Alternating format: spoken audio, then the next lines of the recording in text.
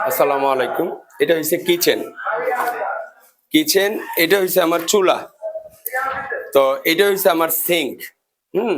এখন সিঙ্কের যে house, West water, এই যে আমার সেলাপ এই পর্যন্ত।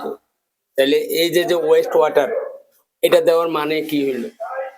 আর এই যে গাম দিয়ে এগুলা লাগায় নাই, এতে হইব কি পরবর্তী যখন লিক করব, এই লিক গুলা খুঁজে পাওয়া যাবে না।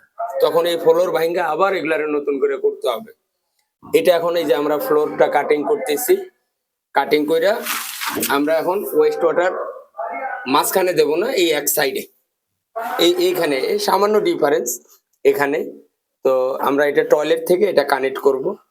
তো এই যে ফ্লোর ঢালাইয়ের আগে পাইপগুলা দেওয়া হয়, এগুলা যদি আপনার সঠিক প্ল্যান মতো না দিতে পারেন, তাইলে এই যে ঢালাইগুলা, এই রডগুলো এখন কাটা পড়বে, আবার এগুলা লাইন কমপ্লিট করে আবার ঢালাই দিতে হবে।